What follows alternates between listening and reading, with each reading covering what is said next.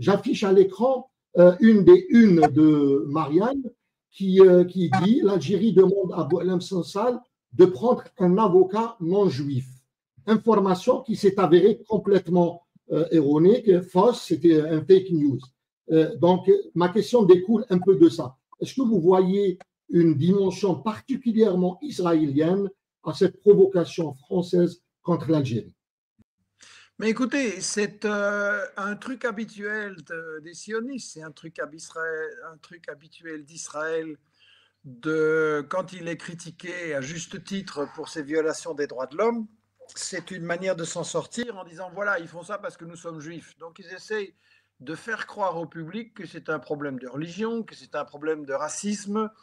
Et c'est de la manipulation, c'est de la malhonnêteté intellectuelle parce qu'on sait bien qu'en réalité, ça n'a rien à voir. Je pense que mes amis algériens ne sont ni contre les juifs, ni contre les chrétiens, ni contre les laïcs. Je dois dire que j'ai rencontré beaucoup de respect sur ce plan-là. Je pense que la France, qui a effectivement, dans le passé, et notamment avec M. Jean-Marie Le Pen, pour le citer à nouveau, fait preuve d'un racisme anti-juif et d'un ce qu'on appelle un antisémitisme crasse, là, on essaye de se dédouaner en disant non, non, c'est pas nous, c'est les autres. Donc, pour moi, c'est une provocation parce que vous savez comme moi qu'il y a des juifs et de plus en plus qui critiquent Israël, qui critiquent le sionisme, qui critiquent le colonialisme et qui plaident pour avoir de bonnes relations avec les musulmans, les chrétiens et tout le monde.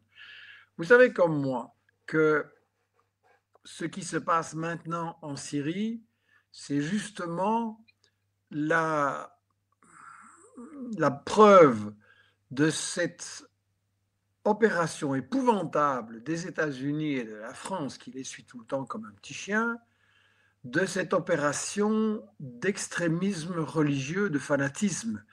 Mais comment osent-ils accuser les Algériens et d'autres, bienvenue au club, d'être anti-juifs, alors que eux, ils ont amené au pouvoir en Syrie, après les avoir soutenus pendant des années, les pires fanatiques qui se réclament de l'islam, et ça n'a rien à voir avec l'islam, qui sont maintenant en train de massacrer des musulmans alaouites parce qu'ils ne sont pas, soi-disant, de la bonne orientation, des chrétiens.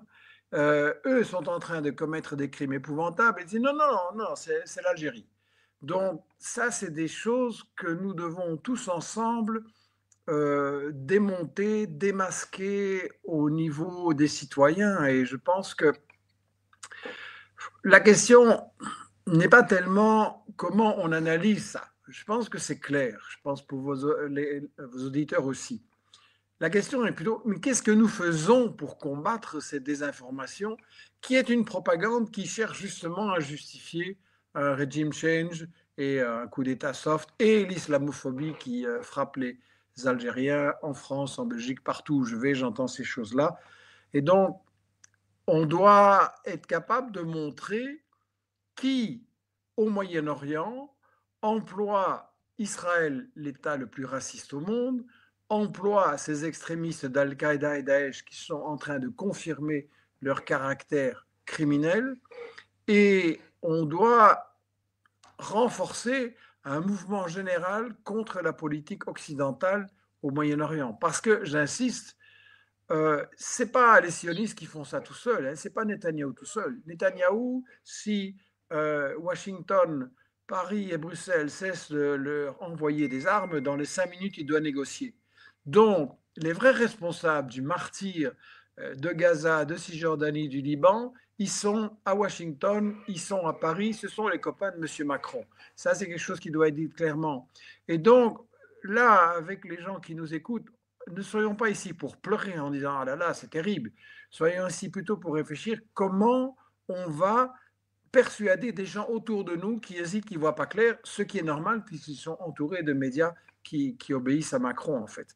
Et donc, je crois que, voilà, Investigation a publié les livres que j'ai mentionnés. On en publie d'autres, notamment Israël, les 100 pires citations, qui servent justement à montrer que les présidents, les fondateurs, les stratèges d'Israël, dans toutes les époques, ont eu un programme génocidaire, un programme d'expulser la population ou de la détruire et de cacher tout ça.